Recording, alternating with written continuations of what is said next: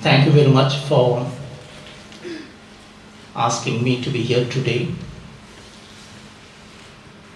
It's an important moment for everyone who had known Manida and had the good fortune of interacting with him, learning from him.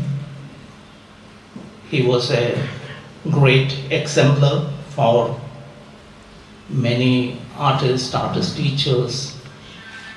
He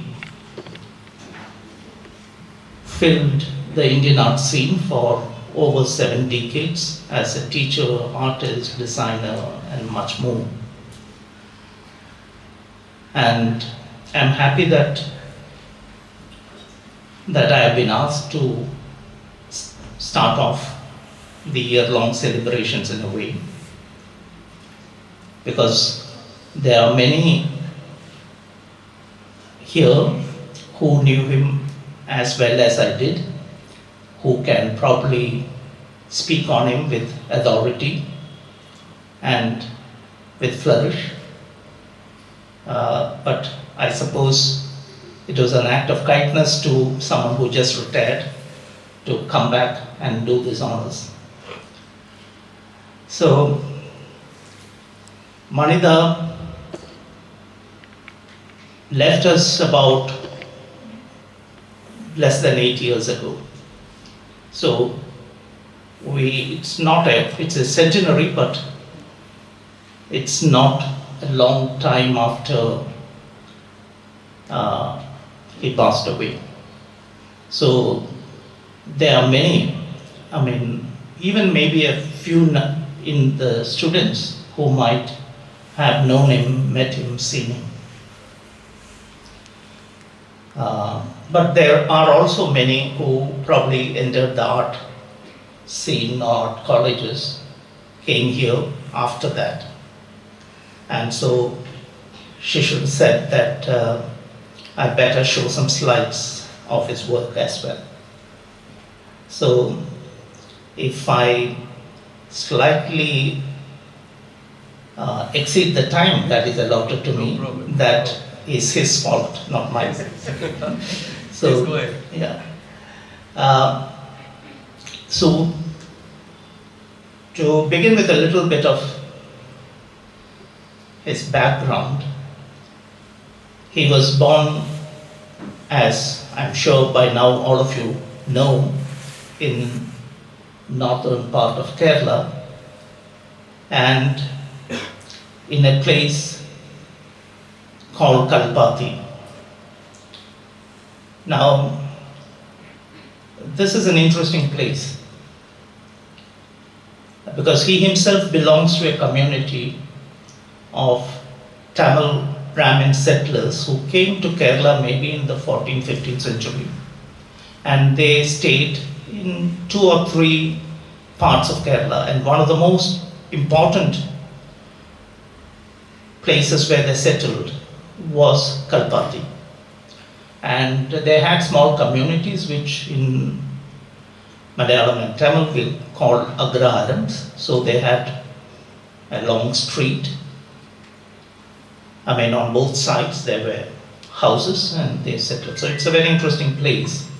But it's also interesting because this meant that he belonged to 2 cultures in some sense. That is, there was the world of Malayalam speakers around, but the Tamil settlers spoke at home in Tamil. So there was a small marginalized community within a larger community, which also meant they had not just 2 languages, but 2 cultural spheres they negotiated. Now this is, I think, something very important in his case, because one of the main things that, as we will see as he went ahead, is the ability to negotiate different cultures. So After the first few years of living at Kalpati, he moved on to a nearby place called Mahe, not a long distance away, but that was quite different again. Mahe was a French settlement, very small, tiny place. So it had various French features. Besides Tamil and Malayalam, people spoke French there. It had French officials. It also had various other people who lived. So you can see that right at the very beginning of his life, there were several communities that he was interacting with. And there was a small but interesting library, which you can still find in many parts of the state. And in this library, he came to know a lot of things about art in other parts of the world, including Santiniketan, through the journals like Modern Review. And he also saw a little bit of world art through the French magazines that came to the library. So while he was still in school, he had developed some familiarity with art, kind of. And there were other art forms which were very much around and active. Kalpati and Palakkad, around which, where it is settled, was a big center for Carnatic music, and a lot of great Carnatic musicians came from that area. So music was there. His father was interested in music. His mother was interested in theater, and those were the days of traveling theaters. And he was an avid theater goer who accompanied his mother all the time. And then there were things like Kathakali and so on. And in a place like Kalpati, you had other traditional forms like Theyyam and so on. Now, so in a sense, he was being exposed to a lot of different kind of art works, some traditional, some not so traditional. And Mahe was also an interesting place in other terms, that it was a place where a lot of the early nationalists in that area gathered. Because it was a French colony, the British would not be able to enter there. And the nationalists took advantage of that. And there were many Gandhians, and there were the early kind of leaders of the left movement there. And some of them he knew. So while he was in school, he was already going to study classes where Marxian ideas were discussed, and he was moving to the Chakka clubs of the Gandhians and so on. And in fact, he even got arrested while he was still in school. So his engagement with the national movement, the freedom struggle, started quite early. So I'm mentioning all this because all this had some amount of impact on what he did later. And of course, his family was a little worried about this young boy getting embroiled in all these things. So they packed him off to another nearby town and put him in a Jesuit school. So he might be kept away from political activism a little. But he took those opportunity to read up a lot of things, because that had a wonderful library, that place again. And he familiarized himself. Already he was familiar with what was happening in the modern literary scene, but those 2 years he did even much more reading. And then finally arrived to do economics at the Presidency College in Madras, where after a year and a little more, in 1942, he got embroiled in the Quit India movement. He was one of the student leaders of the Quit India movement. I mean, he was arrested, he was thrown out of the college and banned from entering any British art education institute. So it's only after he got banned from British institutes that he thought about turning towards art, although he was already drawing right from his childhood. And it was, I mean, his brother who actually wrote to Nandalal on his behalf, and Nandalal immediately responded by, asking him to come and join Kalabhavana. So in the beginning of 1944, he came here. And Kalabhavana was an important place. In fact, during those years already, he was moving, as I said, from the Marxian to the Gandhian circles, and then from there into the area of the larger issues of culture as articulated by Tagore. Now, he had started reading Tagore quite early, and he knew what was happening in Santiniketan through the Modern Art Review. The Modern Review. The Modern Review published a lot about what was happening in Santiniketan and seen drawings by Nandalal and so on. So he knew about Santiniketan and he was quite happy to be here. And here, of course, as we know, he came into contact with three important artists, his teachers, Nandalal Bose, Vinod Bihari Mukherjee, and Ramkinkar Bej.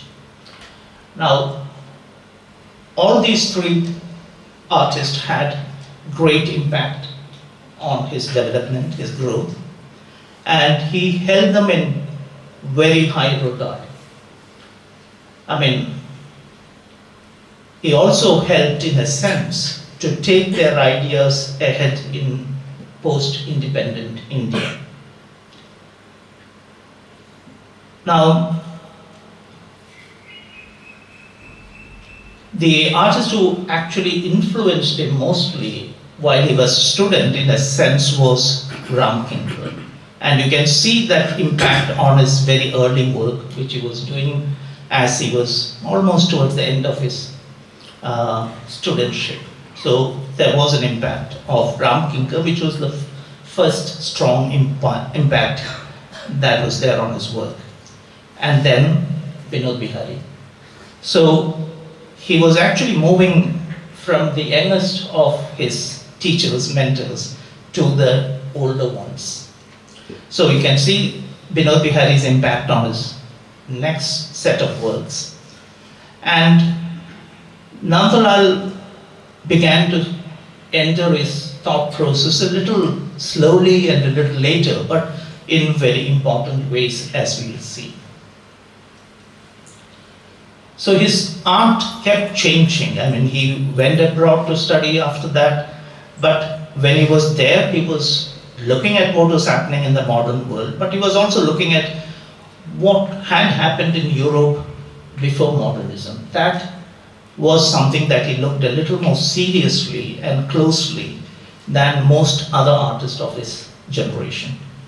And he was also looking at what was happening in other parts of the world, like Latin America.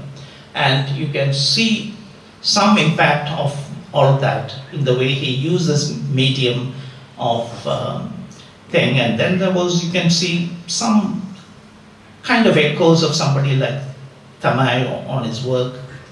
And this was largely within the framework of what we call what the modernist of his generation was doing.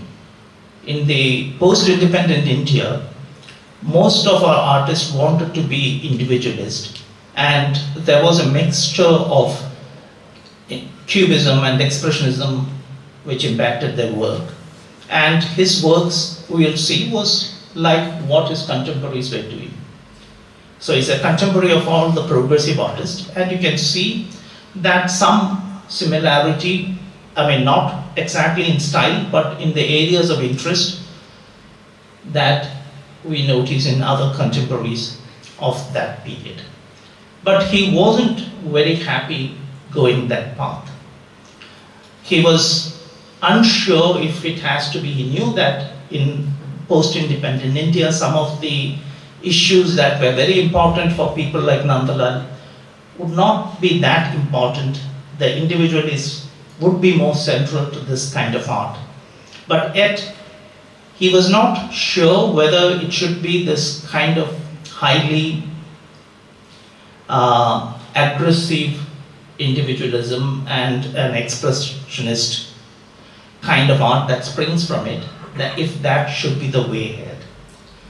He began to think about it seriously, and one of the things that happened at that point of time, 58, was he was invited by Popul Jacob to join the handloom board.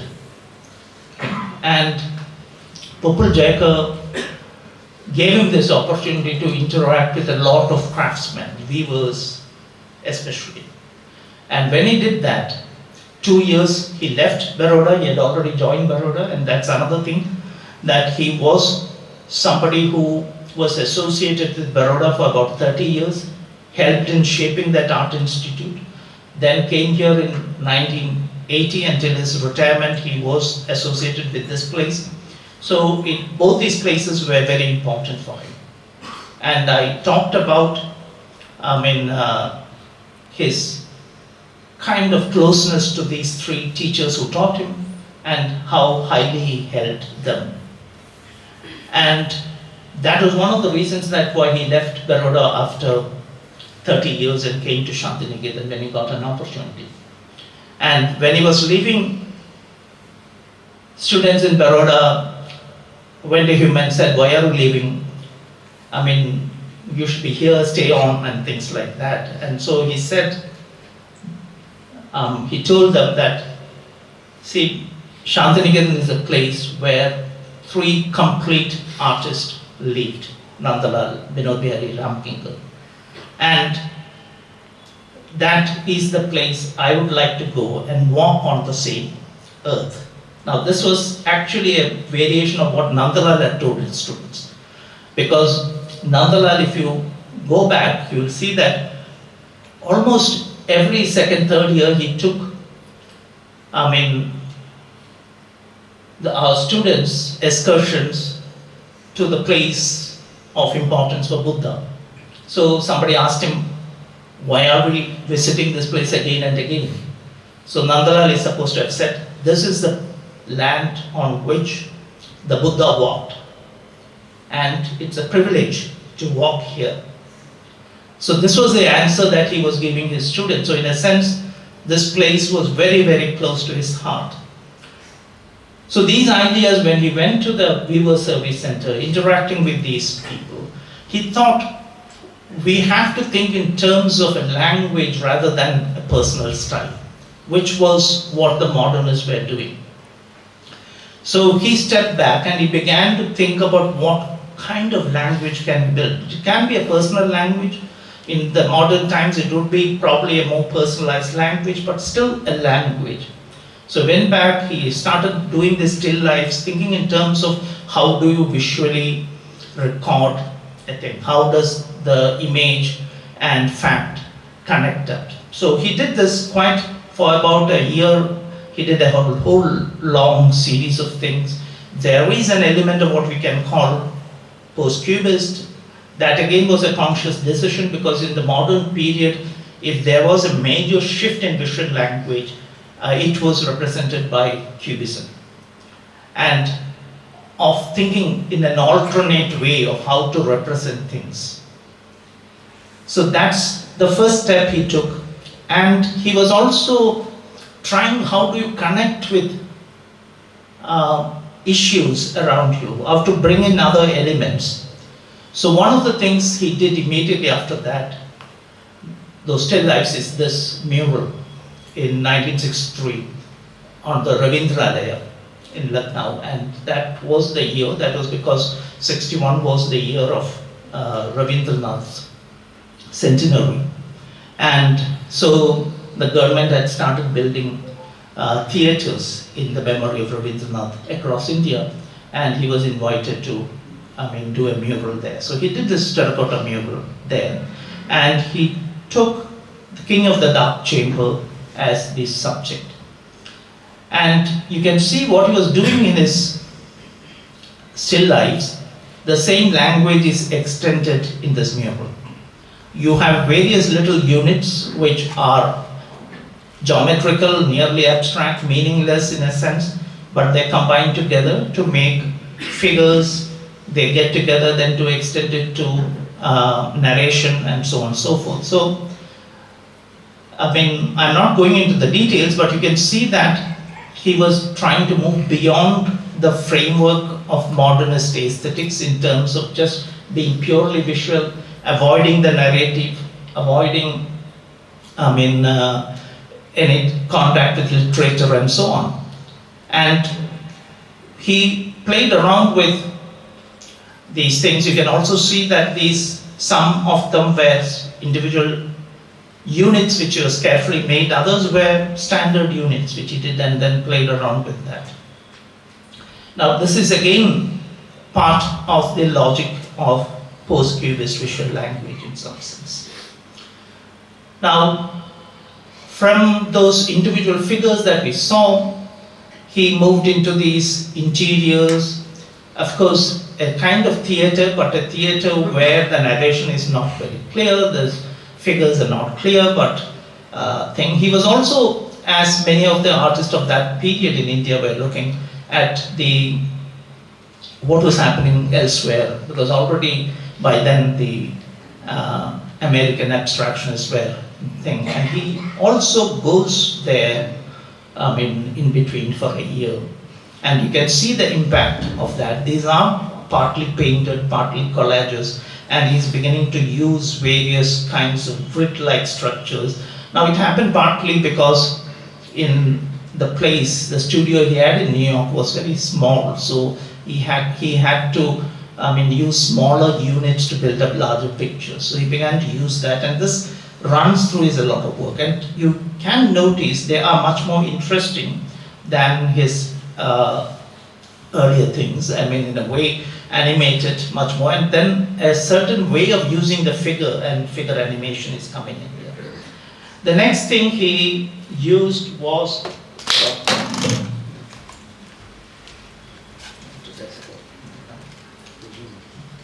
so the next thing he did was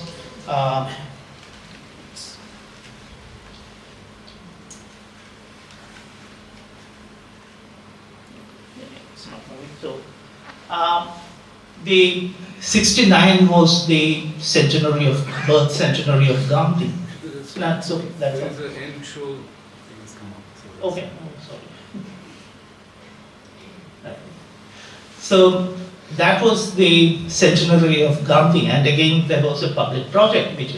So you can see he's actually got this opportunity in the 60s to do works on two people who are very close to his heart. Tagore and then now Gandhi. And he uses, again you can see that his mediums are changing. The first was terracotta, now he is doing in sand cast cement. And these are all materials that modern artists didn't use very much at that point. And he really begins to work on Gandhian ideas like cooperation, the rural economy, and the harmony of religions, these three ideas, and he makes structures in an open quadrangle, and he begins to kind of bring them together in various ways. And you can notice here there are many things that's happening. There text, for instance, the idea that he was a staunch modernist who believed that there should be a primacy of the visual, but already he is also breaking into it with text and so on. So a kind of discursiveness is coming into the work. And especially in his public work, that is something very important. And the idea of doing public works and murals in public spaces was something that he really took from his teachers here. The same period in the 60s, he is between these two things. He also started doing books for children, making toys, and these were part of something like the Nandan Mela, which the Baroda faculty had. So he started doing all these things. So he's expanding his area of art activity. I mean, it's not always individualistic, it is not always high art, but he's also reaching out to other things. So each of these things would be as interesting, can be as creative and challenging for an artist as making his own paintings and working for puppet theaters where the students would perform and things like that. And also did stages for a couple of plays, staggered plays at that time. Now, having started working in terracotta, then he began to do these kind of terracotta reliefs, which was one of the innovations for which which is remembered and which was very highly acclaimed. Now, here again, there is something that is happening. I mean, you can see there are changes happening in the art world in a sense at this point. 60s was the time the pop impact was coming into his own associates, students. They were trying to do that. Bhupen was there. Vivan was there at this point of time. And he thought about his own links with the folk traditions. And even when he went to America, he looked at all the, big artists there at that time. In fact, Clement Greenberg was very impressed with this work. He's the kind of pop of, modernism in America. And, but at the same time, what he was looking at were the individualist craftsmen working in the US. There was a very good, strong movement of individualist craftsmanship there. And he was closely observing many people and how they were using materials. And he was familiar with how Indian craftsmen were using materials.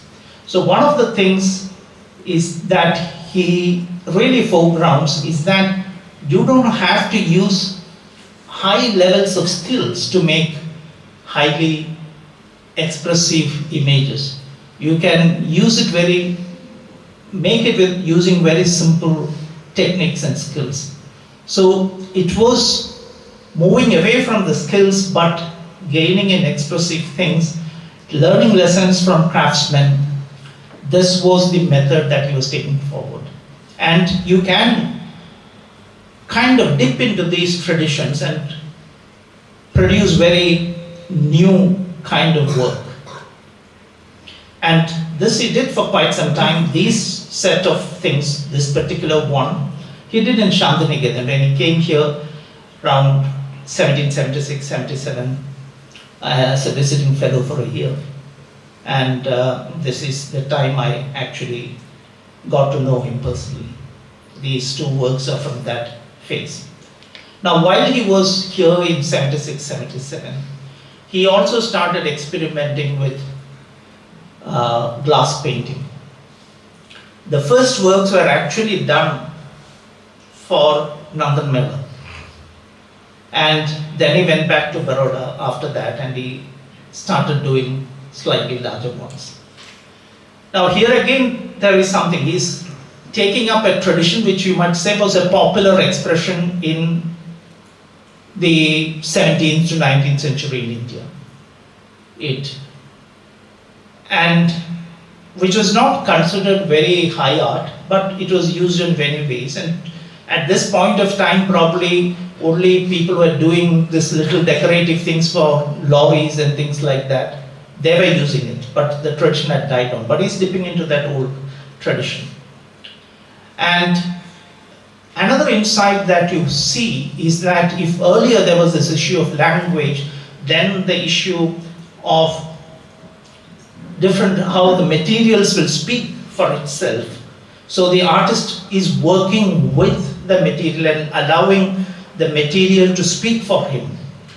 There is also something, when you do something like this, that is dipping into older traditions, and when you use the language of that tradition, something of the sensibility of that tradition also enters your work. So language, when it has its history, it has its way in which it's used, the level at which it's used, and then it carries other sensibilities along with them. And he's able to mix. This is a glass painting, the traditional kind of glass painting. So I am just showing you these things to show what is the level of popular culture that he's dipping into. And at the same time, you also had where these kind of popular cultures would connect up with what was happening in modernism. Now, this was again an issue that Nandalal and Binod Bihari especially were very concerned with. So he's not following them stylistically in any way, but conceptually he's traveling through similar areas. Where do languages meet? And what do that kind of meeting allow you to do? And you can see that if he started with things which look close to the tradition from which he's picking up, then he's moving away from that, adding to it in various ways. Okay? And there are also much more, if you notice the work and the time he's doing it, we can also see a lot of interesting commentary going on in the background. I mean, just viewing the works may not help you always, but if you know when he did it, things which are happening around, I mean, you will notice finds echo. And I'm ending with a few images of what he did in terms of murals later. This is the first version of the design studio that he painted. And you can notice even here he's taking things from what might be called the folk traditions and so on. So, but he's taking that language, those visual possibilities, and then extending it in his own way. Now, once again, we can say that he doesn't pick up stylistically the same things. It doesn't look stylistically exactly the same. But in terms of how does that language of folk painting work? How do you build up sophisticated images using very simple units? Now, you can see this running from his 1963 mural right into these. Or again, even if you're looking at high arts and dip into it, how can you create something which doesn't look stylistically very close, but in terms of structuring, in terms of the thought process which comes close to it. And by now, his interest in language and the structure of language kind of takes a back seat.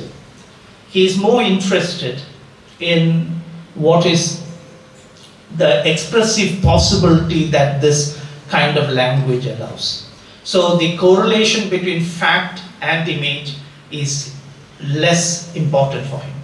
In fact, if the cubists were more, he felt more interesting when in the late 50s, early 60s. Now, he probably would align more with the expressionists who used that.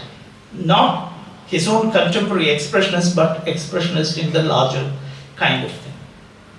Where the fact-image correlation is kind of dealt with greater freedom for expressive reasons.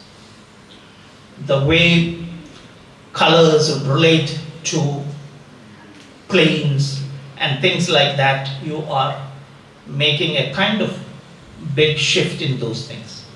So these are his tables. But again, there was one more little thing I would touch upon, that besides the issues of language and art, which he was exercised about, he was also exercised about what was happening around him. You would not call him an activist, although he began his life as an activist, then became an artist.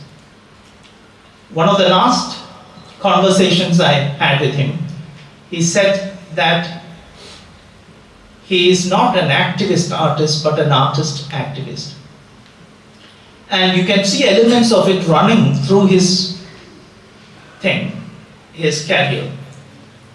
This first book that he did for children, it was done in '69, the same year as he did the Gandhi Darshan. And there was a reason for doing this. It's called When God Made Man, He Made Them Alike. Because that was the year in which the first major communal riots in India took place after independence. And it was happening around him in Gujarat. So this book was not only something for children, to be sold in the art fair, but it was also his way of communicating a message to the younger people that we have to remember that there is a common humanity. Now, similar things happened when he went to Oxford. There was a lot of, hue and cry happening at that time about the Ethiopian famine. And this again, somewhat satirical kind of image on how the West responded to this famine. So, as I said, there would be periodically, he is also commenting on what is happening, or the riots that broke out in Bombay. That led him to do a series of works commenting on that. Or the kind of later communal riots that happened in Gujarat.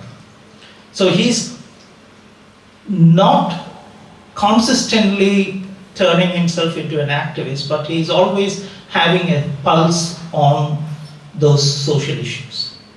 And the very last one, which is something that is happening around us even today, the war of the relics, fighting over history rather than trying to shape things in the present.